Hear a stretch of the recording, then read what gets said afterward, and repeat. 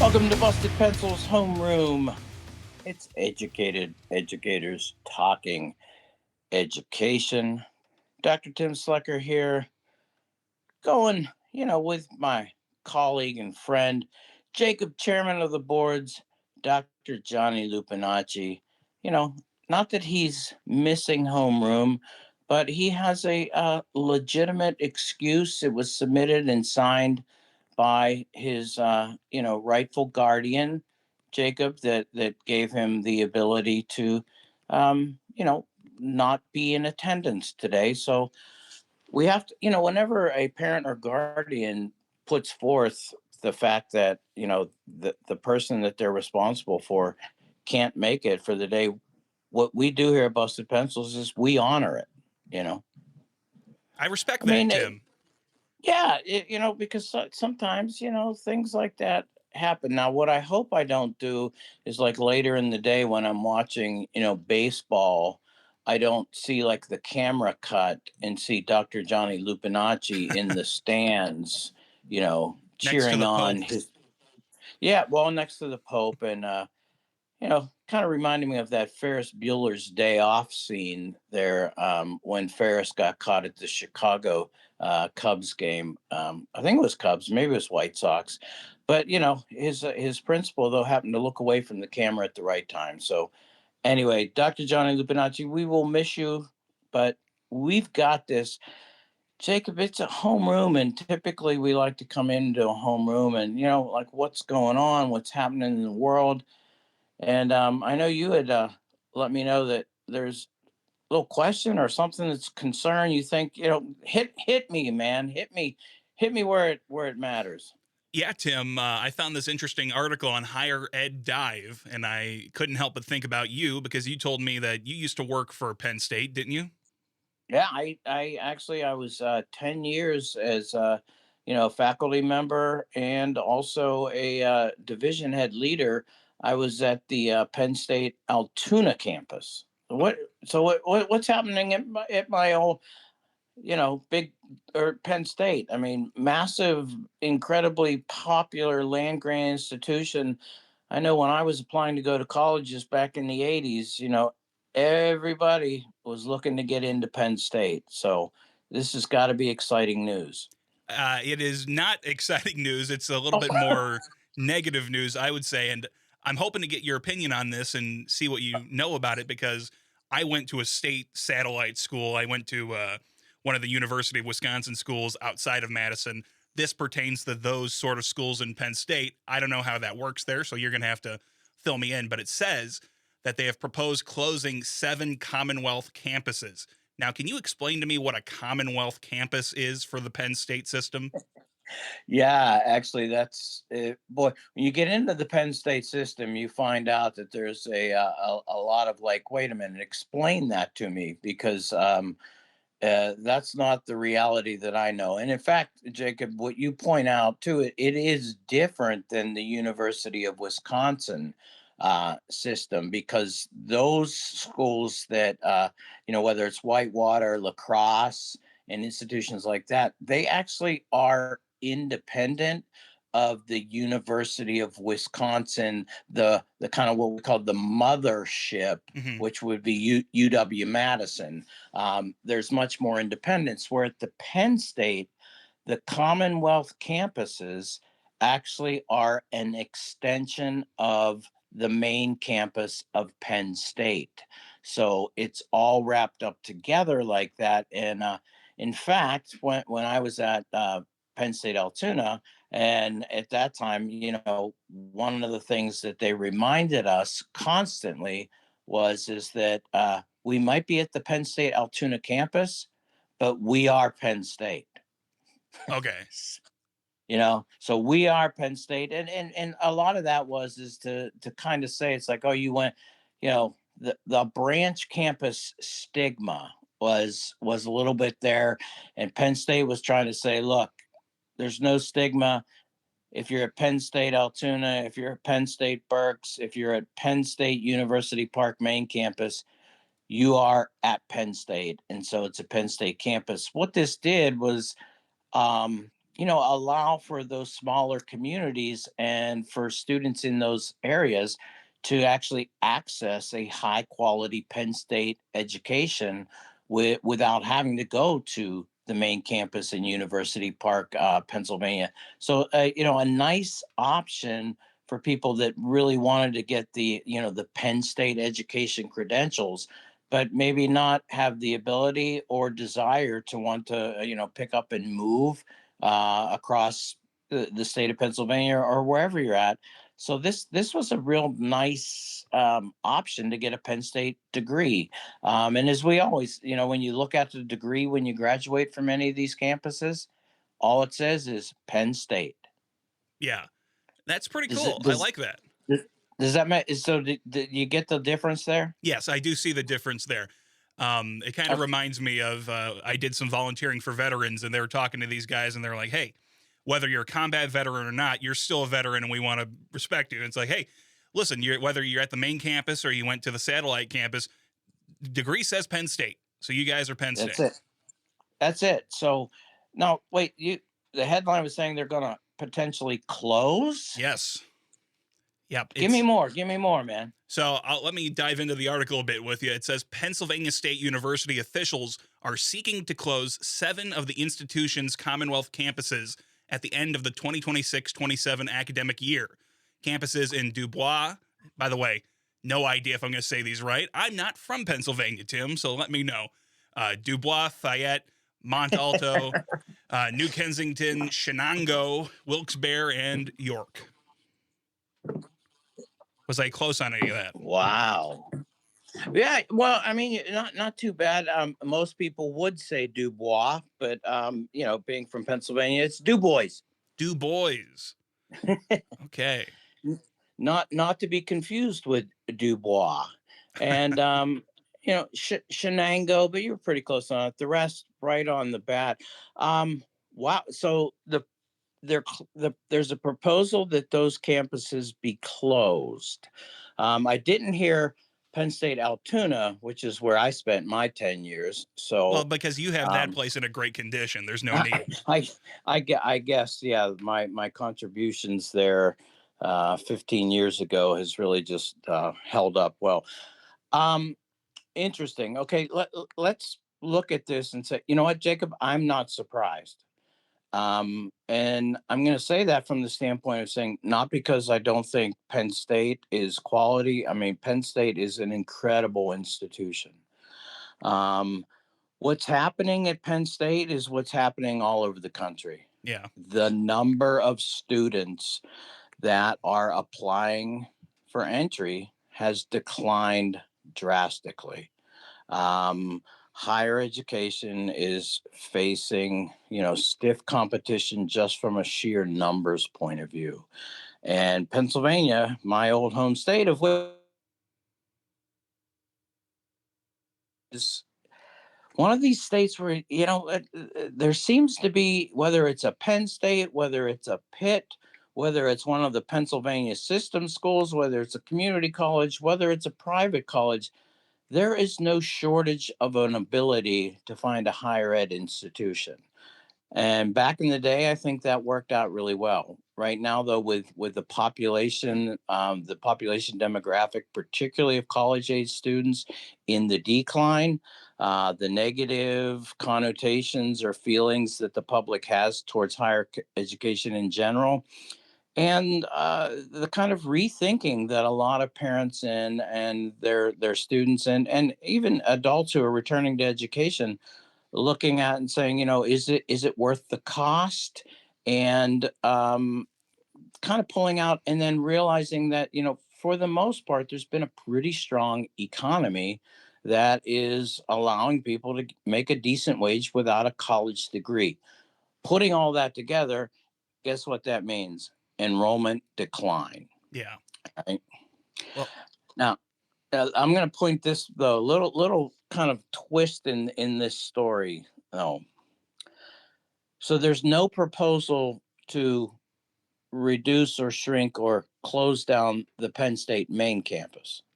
not at all. Not from what I'm seeing. What I'm seeing is Exactly like you said. I mean, it's about the money. That it says right here, to continue operating these campuses, they'd require $40 million every year in financial support and an additional $200 million investment in the facilities spread out across the state for these 7 campuses. So Yeah. that's where their focus is, trying to cut there instead of in Happy Valley. Well, and the cut there is actually and this is what happens. In fact, I saw this start to happen in between I got there in 2003 and was there until 2013. Towards the end of 2013, we noticed the phenomena that a lot of our applicants, when a student applies to Penn State, they rank order the campuses that they prefer. Um, and there was a little bit of a sense of saying, wait a minute, some of these students that should have been coming to Altoona are now getting full acceptance letters from the main campus. Mm. And so what it felt like was saying, wait a minute, so it must be that the application numbers and enrollment numbers and in Happy Valley are a little bit shabby. Hey, but no need to worry. We've got lots of applicants at the campus. Let's bring them to Happy Valley. And You know, that's and unfortunate, Tim, because I was feeling pretty good earlier when you're like, "Hey, we're all Penn State. Doesn't matter where you're yeah, at." right, But right. it seems like the administrators feel a little bit differently. We're all Penn State except when, well, and in fact, let's bring everybody to the main campus because I don't know. You know what? I don't look at this as any fault of Penn State or anything. This is a financial situation that it says that higher education, these number of institutions, and let's not just talk about Penn State, the Pennsylvania State higher education, public higher education system has in the past 8 years taken 6 campuses and reduced those into 2 campuses from the standpoint of enrollment. There have been multiple private institutions that are on the verge of closing. So what's happening here has nothing to do with really the quality. It just has the fact that we've got a demographic population that is and we've got a demographic population and we've got a you know this is a supply and demand issue. Jacob, you remember economics. I do. you know um, there are too many institutions of higher education right now to support the population, the number of students that need and or want a degree. And so this is what's happening.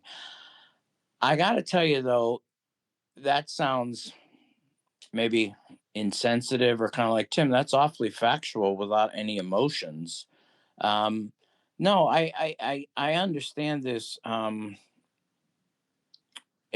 a way that really I get it, and I'll make a transition to the Pennsylvania State higher education system. My alma mater, Edinburgh University, is one of those institutions that is now the combination of what was Edinburgh University, California State, California University of Pennsylvania, Clarion University of Pennsylvania. They're now all called Penn West.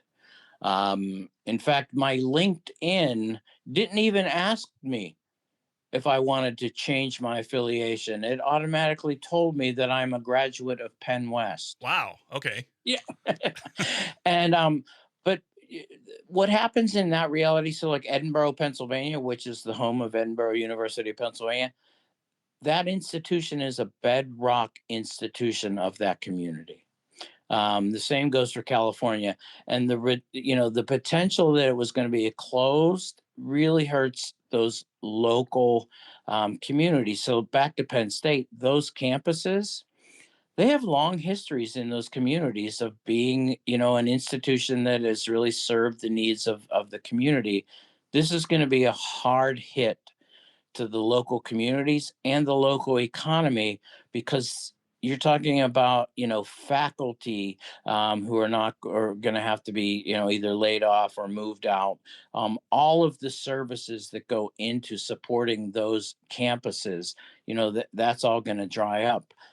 This is this is painful, and Jacob, I think you know this, but I've actually lived this experience of wondering, what am I going to do now that an institution has reduced its workforce? And in fact, at my institution when I was in Wisconsin, one of my responsibilities as dean was to take that bad news to a lot of faculty and staff and let them know that at the end of the semester or at the end of the year, or if you would like to take a buyout that the institution's offering, you should, because that's it. We can't support this. So I look at this, and I worry about higher education.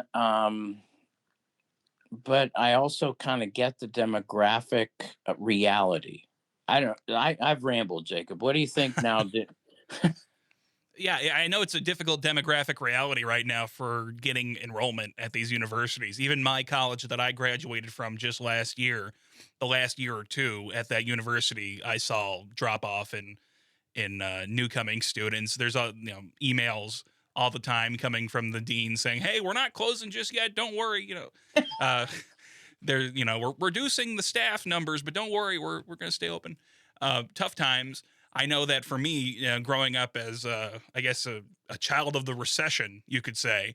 Uh, in that time, you saw, hey, I've got a doctorate in metaphysics. Yeah, buddy, but get me my coffee. Hurry up.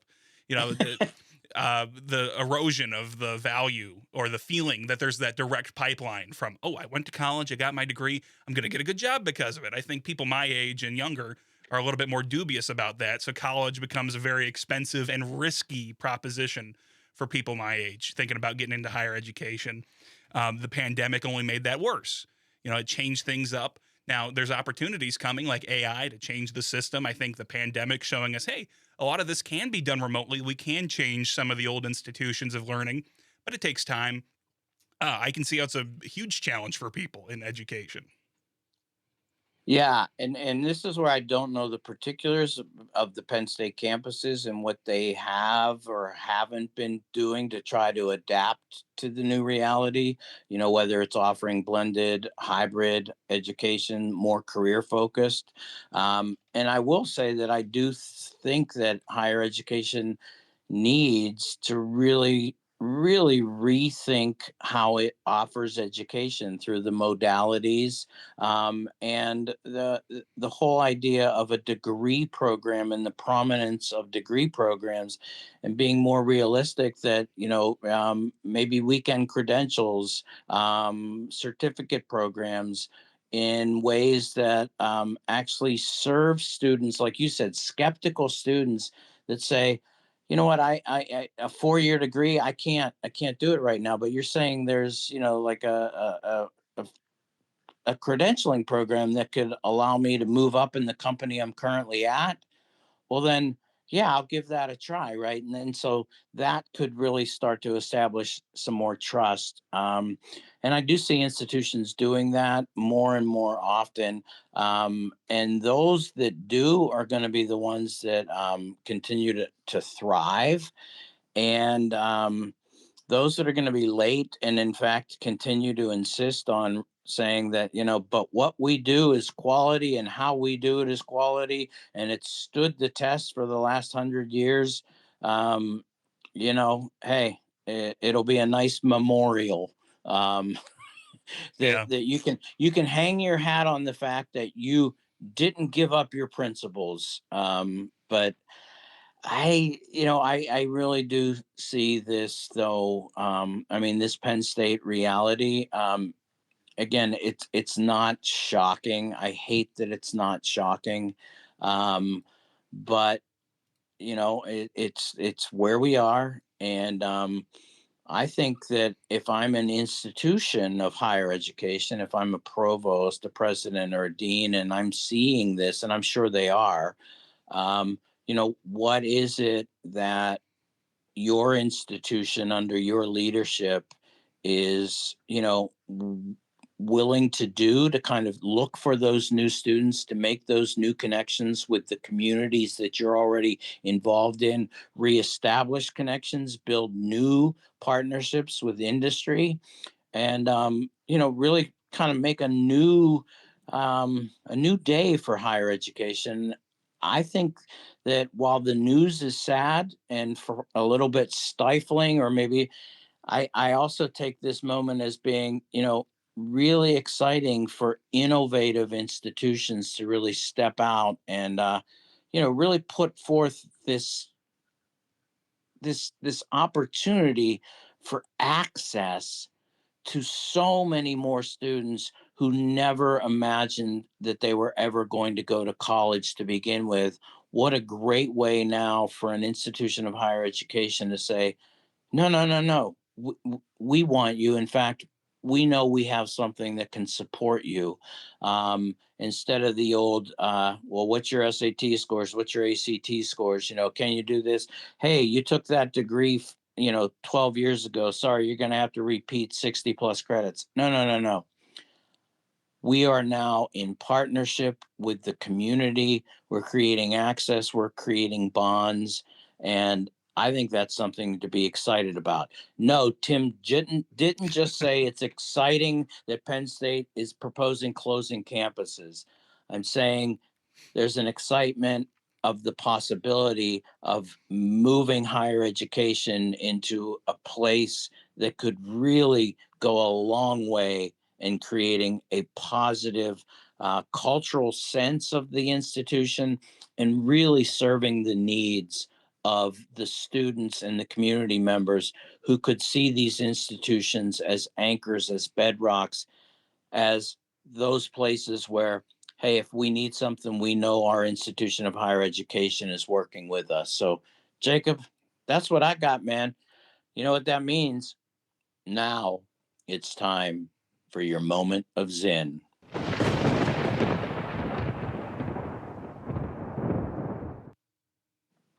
If you permit unprincipled and ambitious men to monopolize the soil, they will become masters of the country in a certain order of cause and effect.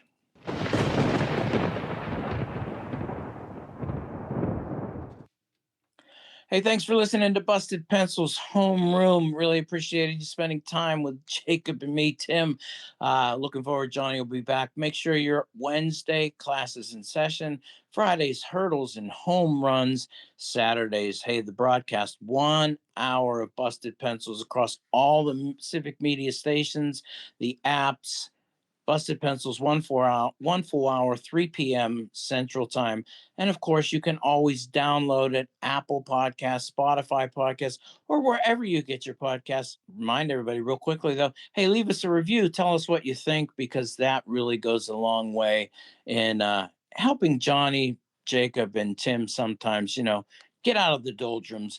But man, make sure you come back though. Your favorite blue collar scholars are always available, and keep busting pencils.